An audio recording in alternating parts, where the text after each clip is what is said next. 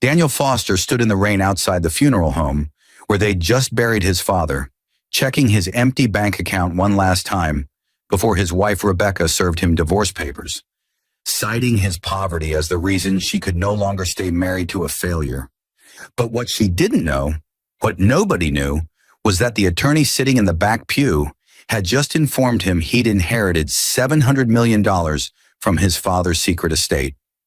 Within 3 months, Rebecca married Daniel's former boss, Gregory Whitmore, the same man who'd fired Daniel the day after his dad died, both of them flaunting their wealth on social media while Daniel quietly disappeared from their world. But when Rebecca accidentally discovered who Daniel really was, when she realized the poor man she'd abandoned was now worth more than Gregory could earn in 10 lifetimes, when she understood the magnitude of what she'd thrown away, would Daniel's revenge destroy them both, or would his transformation teach them a lesson they'd never forget?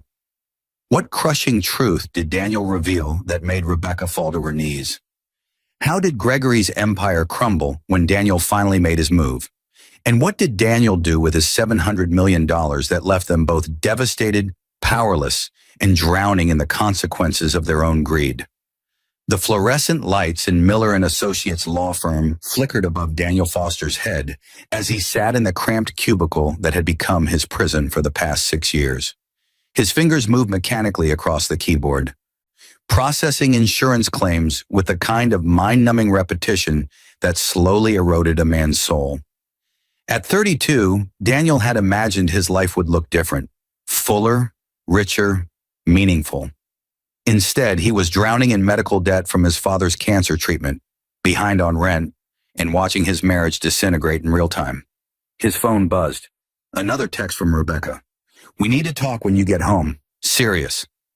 Daniel's stomach tightened. He knew what serious meant these days.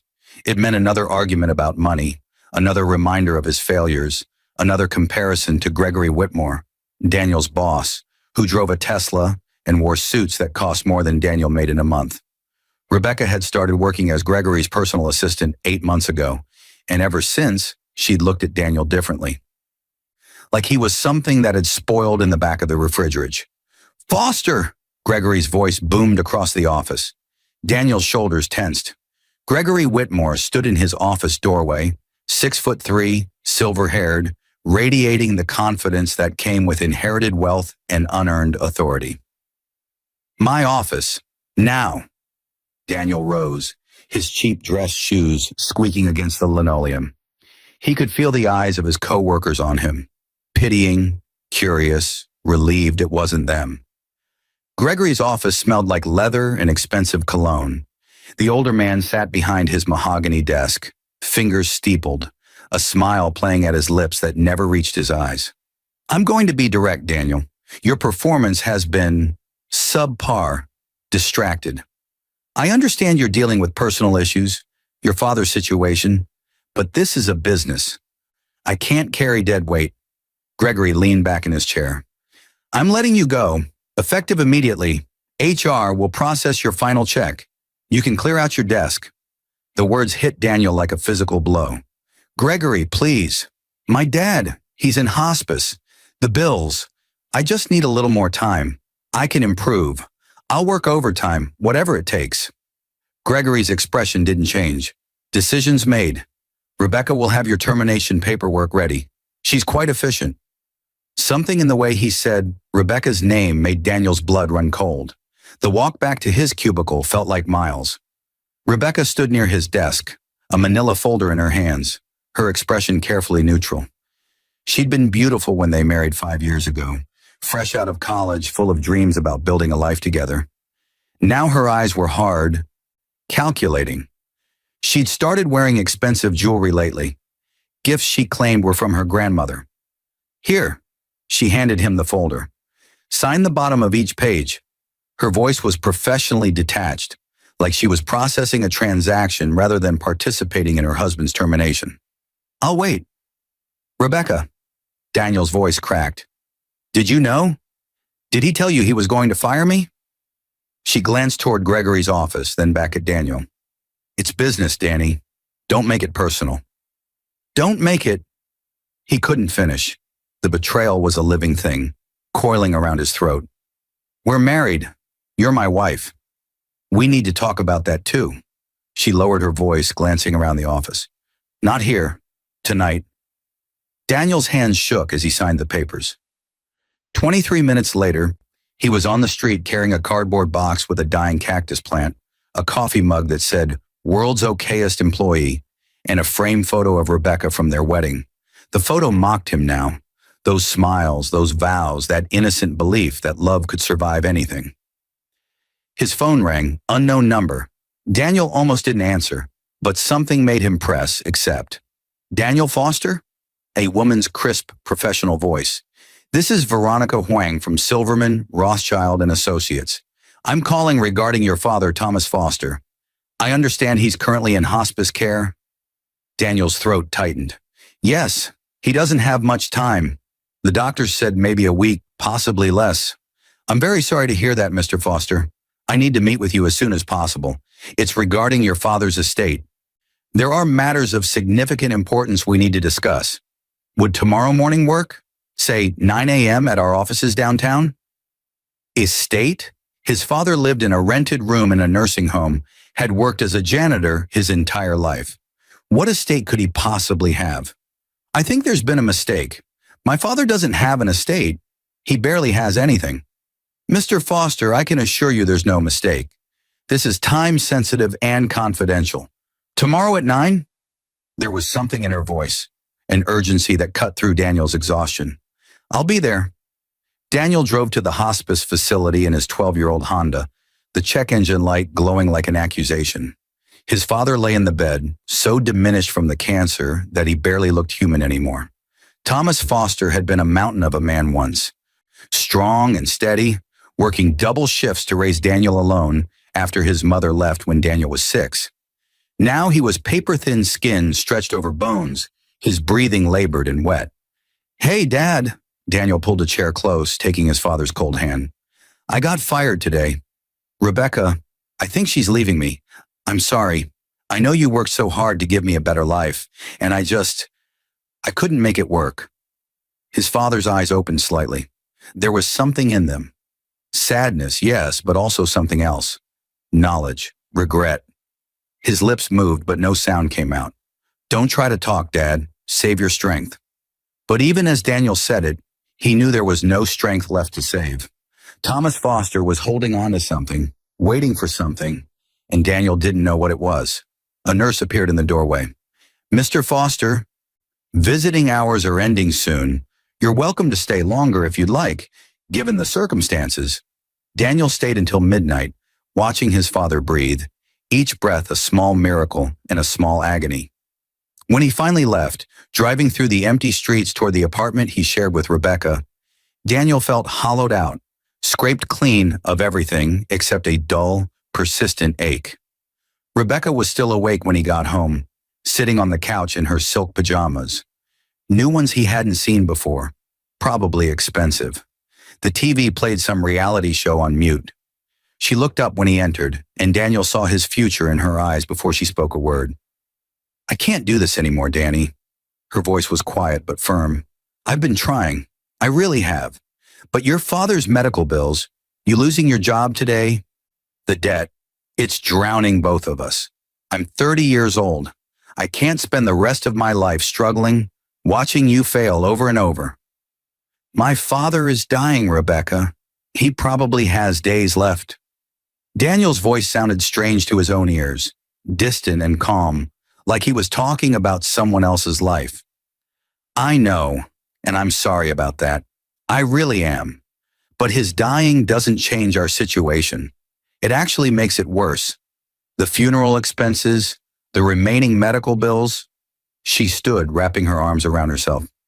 I called a lawyer today. I'm filing for divorce. I'll move out this weekend. You can keep the apartment if you can afford the rent, which she didn't finish, but she didn't need to. There's someone else. Daniel said it as a statement, not a question. Gregory. Rebecca's face flushed, but she didn't deny it. He can give me the life I want, the life I deserve. I'm not going to apologize for that. You're a good person, Danny, but being good doesn't pay bills. It doesn't build a future. She walked to the bedroom and closed the door. Daniel stood in the living room of the apartment they'd furnished together with garage sale finds and optimism, and he felt something inside him crack. Not break, breaking would have been cleaner. This was a fracturing, a spider web spreading through his chest, and he knew that whatever he'd been before this moment, he would never be again. His phone buzzed, a text from an unknown number. Your father passed peacefully at 1:47 a.m. The staff wanted you to know he wasn't in pain. I'm very sorry for your loss. Please don't forget our meeting at 9 a.m. Veronica Huang. Daniel read the message 3 times before its meaning penetrated the shock. His father was dead. His wife was leaving. His job was gone. He had nothing. He was nothing. And somewhere in the back of his mind, a small voice whispered, tomorrow at 9 a.m. But Daniel couldn't imagine what could possibly matter anymore. The offices of Silverman, Rothschild, and Associates occupied the 43rd floor of the Sterling Tower, all glass and steel, and the kind of understated luxury that whispered wealth rather than shouting it. Daniel felt like an imposter as he stepped off the elevator in his only suit. A wrinkled Navy affair he'd worn to job interviews and funerals, now pressed into service for both. The receptionist, a young woman with perfect posture and perfectly neutral expression, directed him to a conference room where Veronica Huang waited. She was younger than he'd expected, maybe 40, with sharp eyes behind designer glasses and a presence that suggested she'd eaten corporate sharks for breakfast. Mr. Foster, thank you for coming. I'm very sorry about your father. She gestured to a chair. The table between them was empty except for a leather portfolio and a box of tissues she'd positioned within his reach. A thoughtful touch that made Daniel's throat tighten. I don't understand why I'm here, Daniel said. My father worked as a janitor. He rented a room. He drove a 1998 Toyota until the transmission died 3 years ago. What estate could he possibly have? Veronica opened the portfolio, revealing a stack of documents that seemed entirely too thick for a janitor's affairs. Your father was a very private man, Mr. Foster. Did he ever talk to you about his life before you were born? Before your mother left? Daniel shook his head. He didn't like talking about the past, said it was full of ghosts and regrets. I knew he came from money, old Virginia family, I think, but he'd been disowned when he married my mother. She was working class and his family never approved. After she left, he said we were better off without them.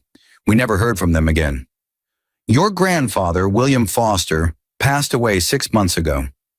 Veronica pulled out a document. He was the sole heir to the Foster Textile Fortune, a company founded in 1889 that survived the Depression, 2 world wars, and eventually sold to a German conglomerate in 2008 for $800 million. Your grandfather invested wisely, very wisely. He also spent the last 30 years of his life searching for your father. Daniel's head spun. That doesn't make sense. My dad lived in poverty. If his father was looking for him, your grandfather's pride matched his fortune. Veronica's expression softened slightly. Thomas Foster, your father, walked away from everything when his family rejected your mother. He told his father to keep the money, that he'd rather work an honest job than accept blood money built on prejudice. Your grandfather spent 3 decades too stubborn to apologize, but desperate enough to hire investigators. He found your father 7 years ago. 7 years, Daniel's voice broke. 7 years ago, his father's cancer was first diagnosed. 7 years of watching Thomas Foster work double shifts while the disease slowly consumed him. 7 years of medical debt and choosing between medication and groceries. Are you telling me my father knew? He knew his father was looking for him, and he just refused. Veronica slid a letter across the table, yellowed with age, the handwriting shaky but deliberate. Your father wrote this the day after your grandfather's investigator made contact. He never sent it. We found it in his safety deposit box with instructions that you were to receive everything after his death. He wanted me to read it to you. Daniel's hands trembled as Veronica began reading his father's words in her measured, professional voice, but somehow the emotion broke through anyway. Danny, if you're hearing this, I'm gone, and I'm sorry for every burden my stubbornness placed on you. When my father found me, he offered money, millions to come home, to forgive, to forget. But forgiveness without change is just transaction. And I couldn't teach you that money matters more than principle. I couldn't show you that we crawl back to people who hurt us just because they're rich. I worked those extra shifts because I wanted you to see that a man's worth isn't his bank account. It's his character. But I also wasn't cruel enough to let you suffer for my pride forever. The money was always yours, son. I just needed to know you'd grown into a man who could handle it without letting it corrupt what I worked so hard to build in you. Everything I did, refusing the money, working until my hands bled, loving you in the only way I knew how, was to protect you from becoming the kind of man my father was. But I'm also not fool enough to die and leave you with nothing but lessons and debt. Take the inheritance. Build something beautiful with it. Just remember, the money is a tool, not a master. And whatever you do, make damn sure you're never so rich you forget what it felt like to be poor. Daniel couldn't breathe. The room tilted. Veronica pushed the tissue box closer and waited while he processed the earthquake, reshaping his understanding of his entire life. His father had chosen poverty, had chosen struggle, had watched his son suffer alongside him because of some principle, some lesson, some protection against a corruption Daniel had never even known to fear. How much? Daniel finally managed. Veronica pulled out another document. After taxes, estate fees, and various disbursements, your father donated $20 million to cancer research and another $30 million to organizations supporting working-class families. You're inheriting approximately $704 million. The money is currently held in various trusts, investments, and accounts that your grandfather's financial team has managed for decades. You also own several properties, though most have been maintained for investment purposes. Your grandfather's estate lawyer has prepared a complete portfolio. $700 million. The number was absurd, impossible, meaningless. Yesterday, Daniel had been fired, divorced, and orphaned. Today, he was wealthier than small nations. The whiplash was nauseating. There's more. Veronica hesitated, choosing her words carefully. Your grandfather included a provision. He knew he'd wronged your father, rejected him, cast him out over bigotry and pride. The inheritance comes with a request, not a requirement. He asked that you use some portion of it to expose or correct injustices, particularly those committed by people who abuse power over those with less. Your grandfather spent his final years consumed with regret. He wanted to fund a kind of reckoning for people like him. People who mistake wealth for worth and use power to crush others. Daniel thought of Gregory Whitmore smirking in his leather chair. Rebecca, cold and calculating, choosing money over marriage. The way they discarded him like garbage the moment he couldn't serve their purposes anymore. His father's letter echoed in his mind. Make damn sure you're never so rich you forget what it felt like to be poor. When can I access the funds? Veronica smiled for the first time. The primary accounts are already in your name. I can transfer operational funds to your personal account today. Say $5 million for immediate expenses. The rest will take about a week for final paperwork. We'll also need to discuss tax strategies, investment management, security protocols. $5 million today? Daniel laughed, a sound with sharp edges.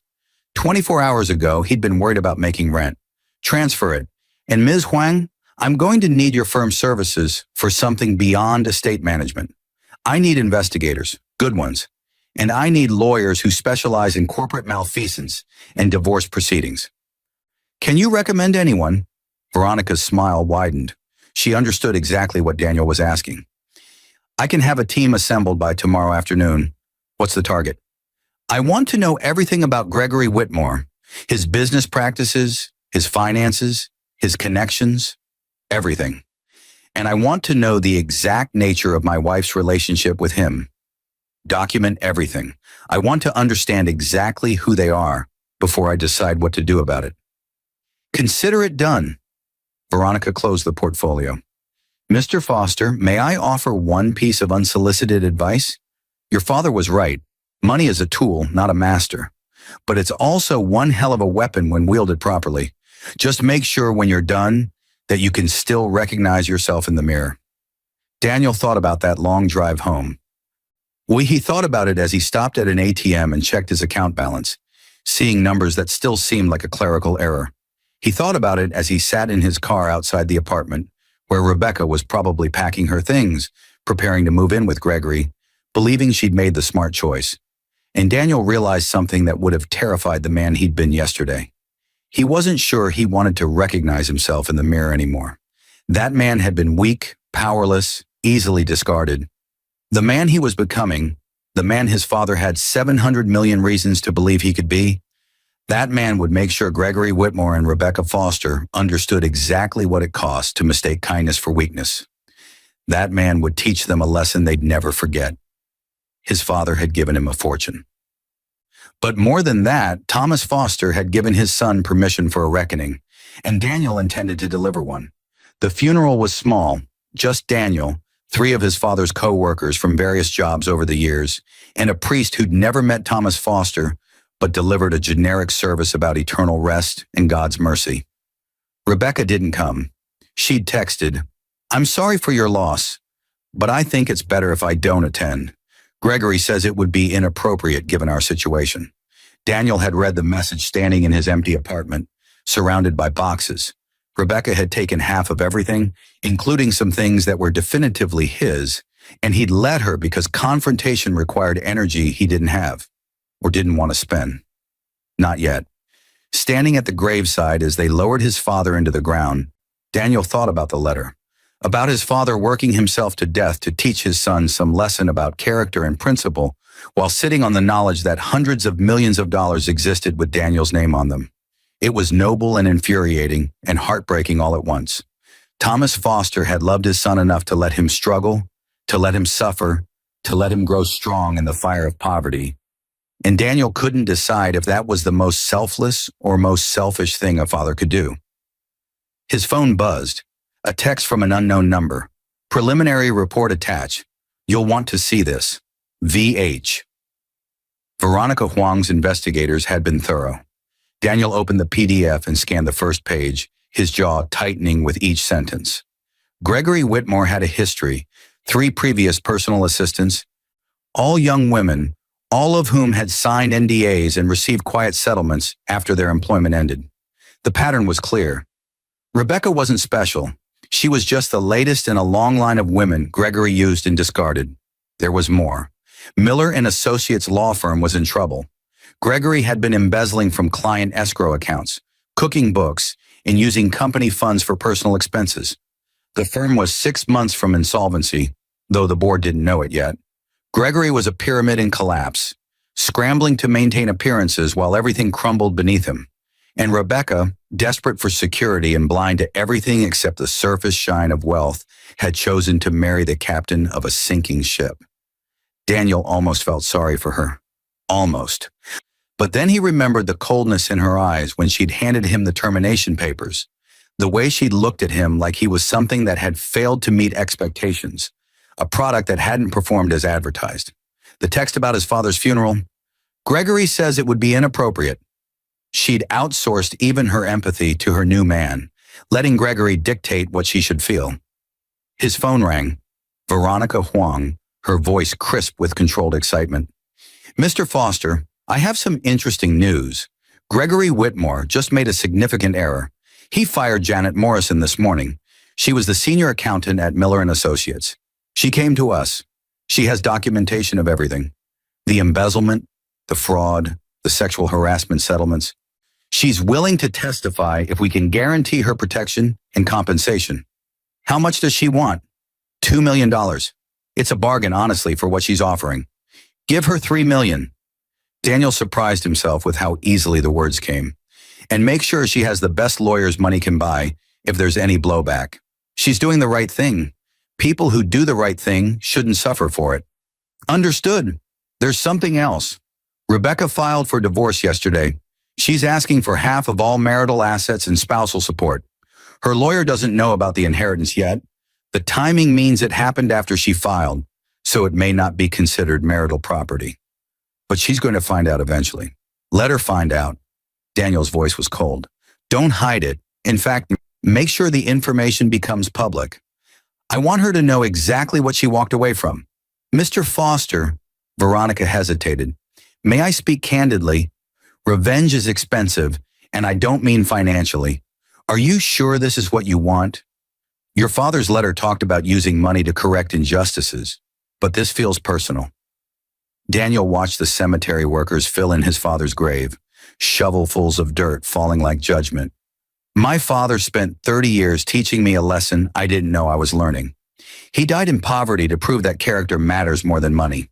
But the people who stepped on me, who discarded me, who treated me like garbage, they didn't do it because of my character. They did it because of my bank account. They made everything about money. So yeah, this is personal. But it's also exactly what my father wanted. Gregory Whitmore has been crushing people with power for years.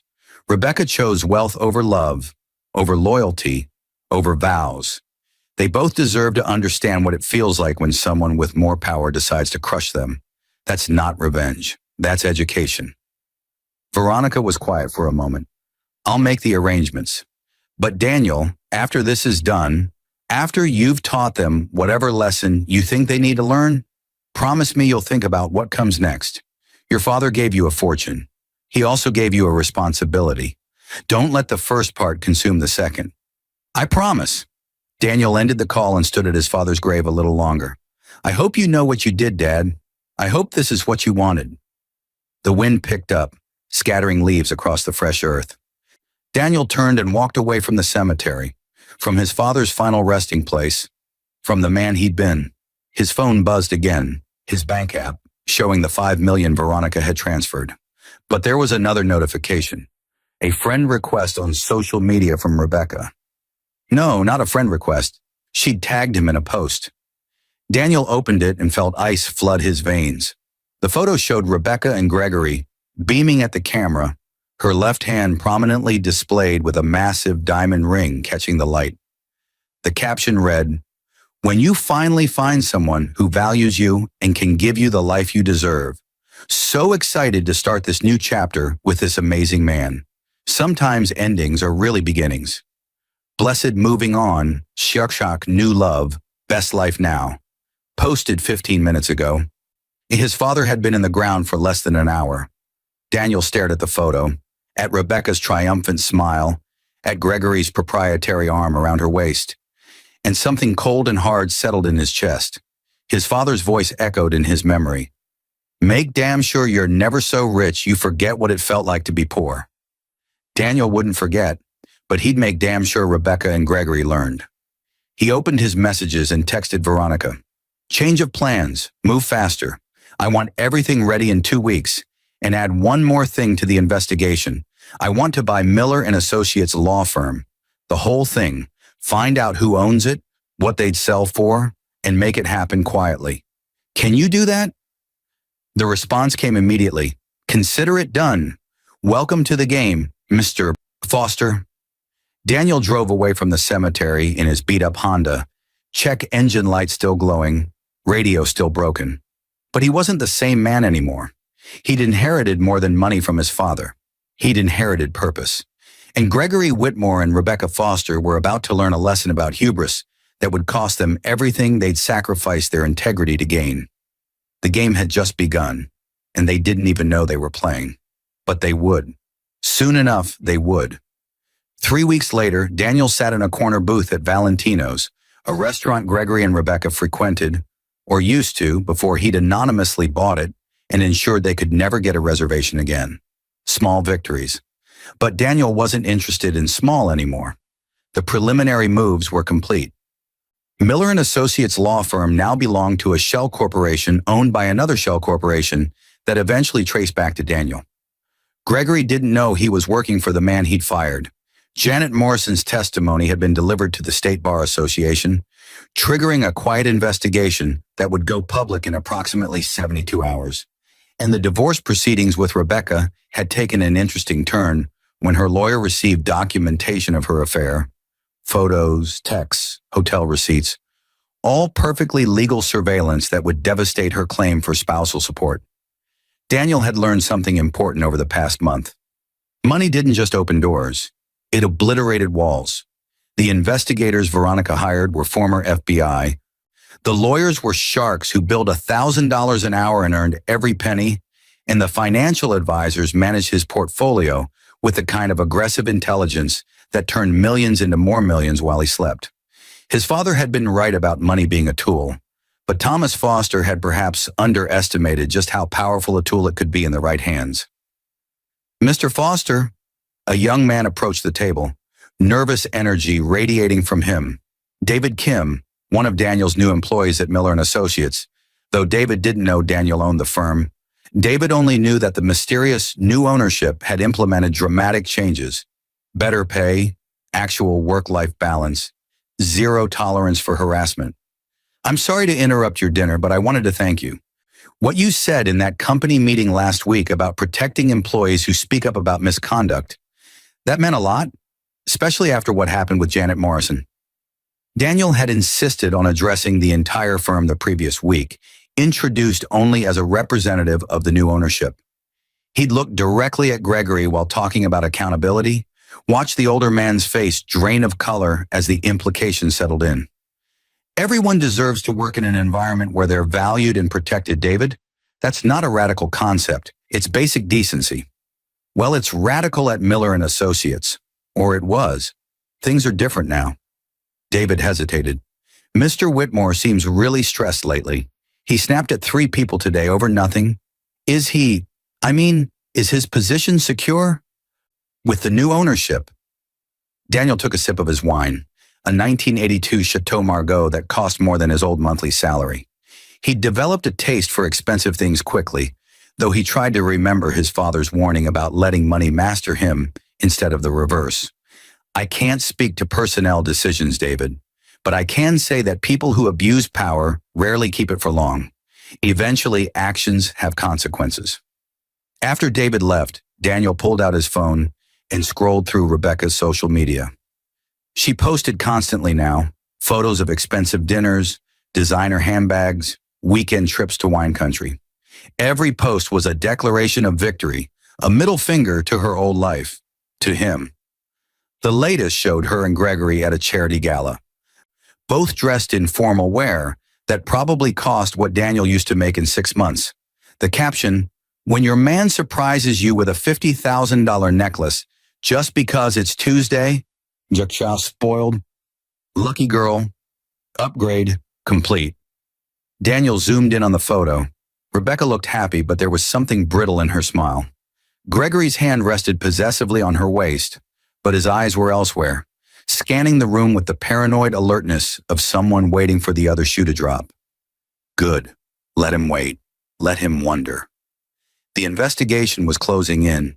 Janet Morrison's testimony was being corroborated, and the walls were tightening. But Daniel wasn't ready to strike yet. He wanted them comfortable first, complacent. He wanted them to believe they'd gotten away with it. His phone buzzed. Veronica Huang. "The Bar Association is moving forward. They'll serve Gregory with a notice of investigation tomorrow morning. His accounts will be frozen pending review. The embezzlement charges will go public within 48 hours. Are you ready for the next phase?" Daniel typed back, "More than ready. What about the firm purchase? Does Gregory know yet?" "Not yet. The paperwork was structured to delay revelation. He'll find out when the Bar investigation goes public and he tries to access firm accounts for legal defense. That's when he'll discover he no longer has access, and never will again. The irony is beautiful." "And Rebecca?" "Her lawyer received the affair documentation this afternoon. She's filing an amended petition, withdrawing the spousal support request. The divorce should be finalized within 90 days. She gets nothing except what she came into the marriage with, which was roughly $3,000 in savings and a used Volkswagen. Oh, and there's something else you should know. Rebecca tried to call you 17 times today. I'm guessing she found out about the inheritance." Daniel's heart rate didn't even spike. A month ago, the thought of Rebecca calling would have filled him with desperate hope. Now it was just noise. "Block her number. Block Gregory's too. If they want to reach me, they can do it through lawyers. Did you find the properties my grandfather owned?" "Yes, 3 estates, 2 in Virginia, 1 in Napa Valley. All have been maintained but unoccupied. The Virginia properties are historically significant. Your family built them in the 1890s. They're beautiful, Daniel. Museums have been trying to buy them for decades."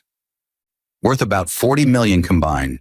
The Napa estate is smaller, but situated on 20 acres of prime wine country. Another 15 million, conservatively. Sell the Napa property. Donate the proceeds to organizations supporting victims of workplace harassment. For the Virginia estates, I want to turn them into housing for families struggling with medical debt. Free housing, no strings attached. Can we make that happen? Veronica was quiet for a moment. That's exactly what your father hoped you'd do with this money. Not the specifics, but the spirit. Yes, we can make it happen. It'll take time and significant capital to convert them properly, but it's doable. Then do it. Daniel finished his wine and signaled for the check. A month ago, he would have agonized over the $100 dinner tab. Now he left a $500 tip and didn't think twice. And Veronica, tomorrow morning, when Gregory gets served with the investigation notice, I want to be there. Can you arrange that? You want to watch? I want him to see me. I want him to know. Not explicitly. I won't say anything incriminating, but I want him to look at me and understand that the man he fired, the man he considered beneath his notice, is the architect of his destruction. I want that moment. Is that too petty? Veronica laughed, a sound like wind chimes made of razor blades. Petty? Maybe. Satisfying? Absolutely. I'll have you positioned in the office lobby tomorrow at 8:45 a.m. The process server arrives at 9. Wear something nice, make sure Gregory knows you've upgraded. Daniel drove home to his new apartment, a penthouse in the Sterling Tower, same building as Silverman, Rothschild, and Associates, with floor-to-ceiling windows overlooking the city. He'd bought it furnished, barely looking at the price, and now he stood at those windows, drinking scotch that was older than he was, watching the lights of the city sprawl beneath him like stars fallen to earth. His father had lived in a single room, had worked until his hands bled, had chosen poverty to teach his son a lesson about character, and somehow, impossibly, the lesson had worked. Daniel didn't love the money. He didn't worship it.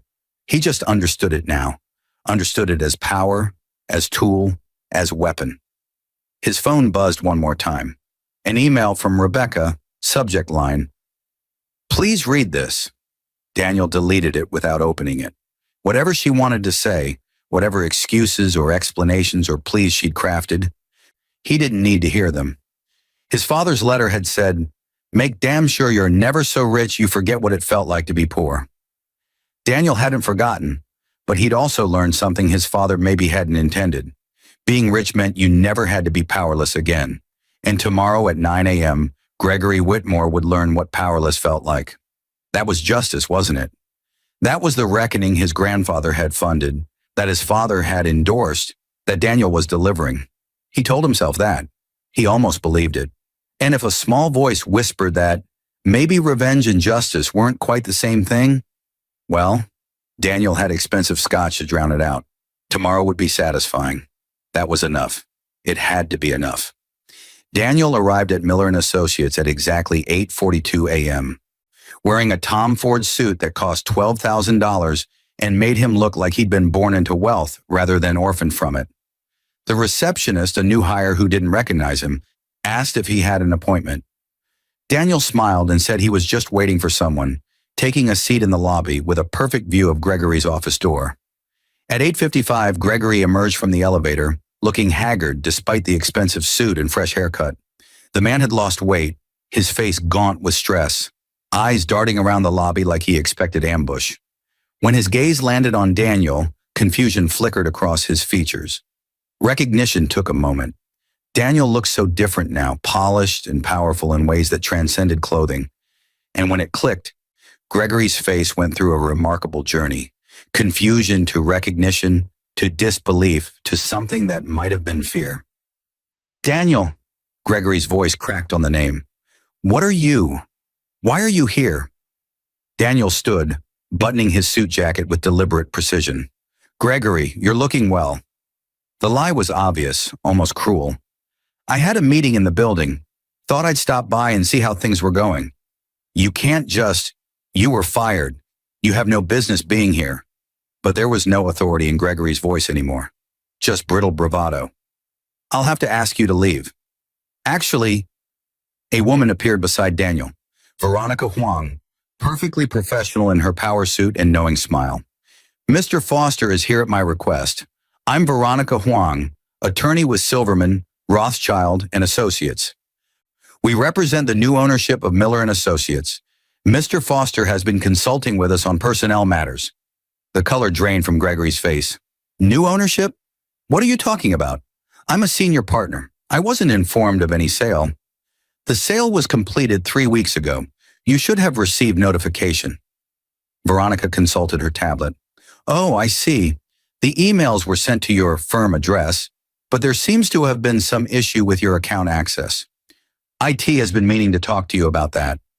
A process server appeared through the front entrance, young and professional, carrying an envelope that might as well have been a ticking bomb. Gregory Whitmore, I have documents for you.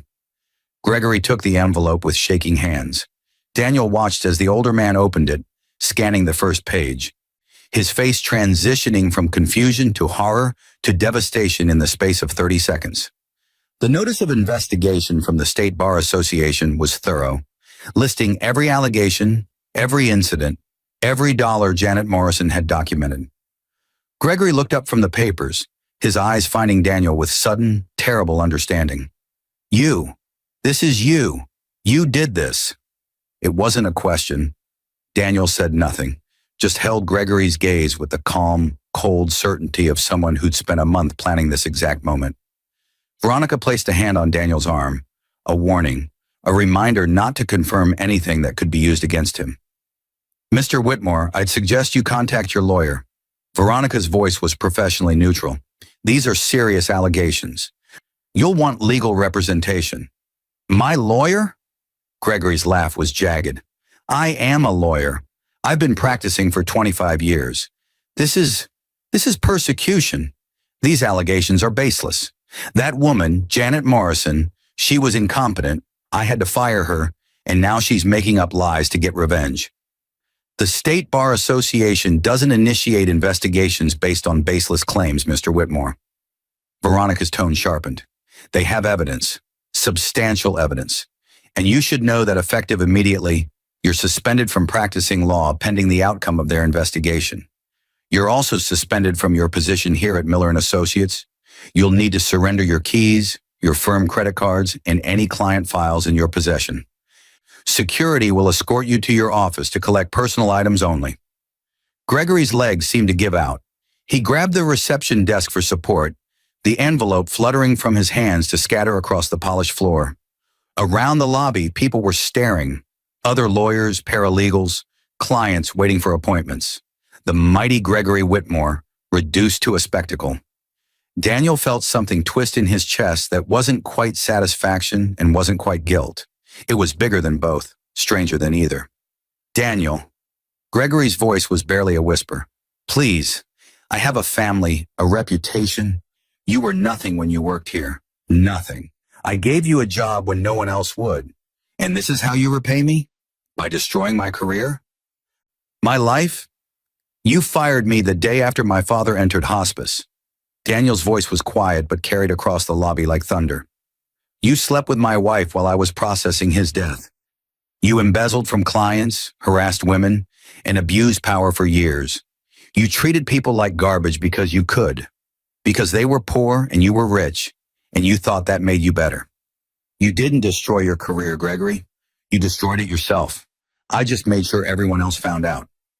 Rebecca appeared in the lobby entrance, drawn by the commotion or summoned by Gregory's desperate text, or simply by the universe's sense of dramatic timing. She looked different, hair shorter, clothes designer, carrying herself with the artificial confidence that came from expensive accessories. But when she saw Daniel in his Tom Ford suit, saw the way Veronica stood beside him like an ally rather than a subordinate, saw the papers scattered around Gregory's feet, her expression crumbled. Danny, her voice was small, uncertain. What's happening? Gregory called me. He said to come immediately. He sounded... She stopped, really seeing him now. You look different. You look wealthy, Daniel supplied. Powerful, not poor anymore. He smiled, but there was no warmth in it. My father died. I inherited. Turns out he wasn't the failure you thought he was. Turns out I'm not the failure you thought I was either. Funny how things work out.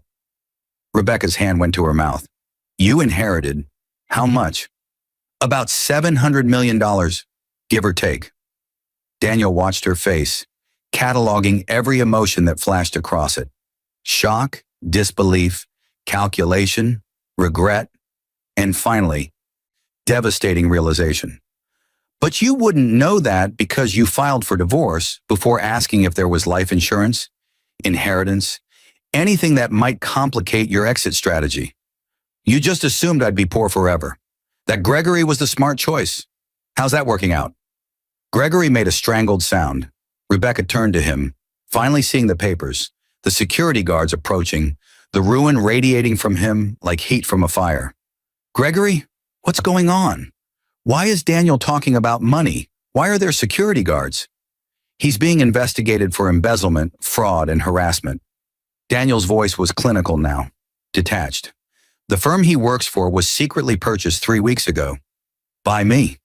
He's being suspended from practicing law. His accounts are frozen. The scandal is going public tomorrow. And you, Rebecca, you left me to marry him. You posted about upgrades and lucky girls and finding someone who valued you. How valuable do you feel now? Rebecca's face went white. You did this? You destroyed him because I left you? That's insane. That's psychotic revenge, Danny. This isn't who you are. You're right. Daniel buttoned his suit jacket. This isn't who I was. But that man, the poor, powerless man you discarded, he's dead. He died in a hospice room while his wife was planning her next relationship. This is who I am now. Someone who understands that power has to be checked. That people like Gregory, people who crush others because they can, need to learn that eventually someone with more power comes along. Consider this a public service. He turned to leave, Veronica falling into step beside him. Behind them, Rebecca's voice cracked. Danny, wait. Please. Can we talk? I made a mistake. I see that now. I was scared and stupid, and I'm sorry. I'm so sorry. Please. Daniel paused at the entrance, looking back one final time. Rebecca stood in the middle of the lobby, tears streaming down her face, while Gregory slumped against the desk, utterly defeated. A month ago, seeing Rebecca cry would have destroyed Daniel. Now it just felt like closing a book he'd finished reading. The story was over. These characters had nothing left to teach him. No, Rebecca, we can't talk. You made your choice. You chose money over love, security over loyalty, Gregory over me. Now live with it. The divorce will be finalized in a few weeks. You'll get exactly what you brought into the marriage, which I believe was about $3,000 and a used car. I hope it was worth it. I hope Gregory's $50,000 necklace keeps you warm at night when you realize you could have had everything if you just had the character to wait, to believe, to love me when I had nothing. But you didn't. So now you get nothing. Seems fair to me. He walked out into the morning sun, leaving behind the wreckage of Gregory and Rebecca's choices. Veronica walked beside him silently for half a block before finally speaking. How do you feel? Daniel considered the question honestly. Empty, satisfied but empty. Like I just ate a meal that tasted good going down, but left me hungry anyway. That's revenge for you. It's never as satisfying as you think it'll be. Your father knew that. That's why his letter emphasized using money to correct injustices, not just punish people who hurt you. Veronica stopped at the corner. So what now, Daniel? You've crushed them. You've made your point. You've proven you're not powerless anymore. What comes next? Daniel looked up at the sky, clear and blue and impossibly distant. Now I figure out how to be rich without forgetting what it felt like to be poor. Now I take my father's $700 million and do something with it that matters. The Virginia estates, the medical debt housing, the workplace protection initiatives. That's real. That's meaningful. Gregory and Rebecca, they were just noise, just loose ends that needed tying up. He met Veronica's eyes. My father spent 30 years teaching me a lesson. I think I'm finally starting to understand it. Money is power, but character is purpose. I've got the power now. Time to figure out the purpose. Veronica smiled. Now that's the Daniel Foster your father hoped you'd become. Welcome back from the dark side. It's good to have you. She handed him a folder. Speaking of purpose, there's a nonprofit in Seattle doing amazing work with homeless veterans. They're about to lose their funding and shut down. Thought you might be interested. Daniel took the folder. Inside was everything he'd need to save the nonprofit, to change lives, to matter. His father's voice echoed in his memory one last time. Make damn sure you're never so rich you forget what it felt like to be poor. Daniel wouldn't forget, but he also wouldn't waste time looking backward at people who'd already wasted enough of his life. Rebecca and Gregory had taught him what he didn't want to become.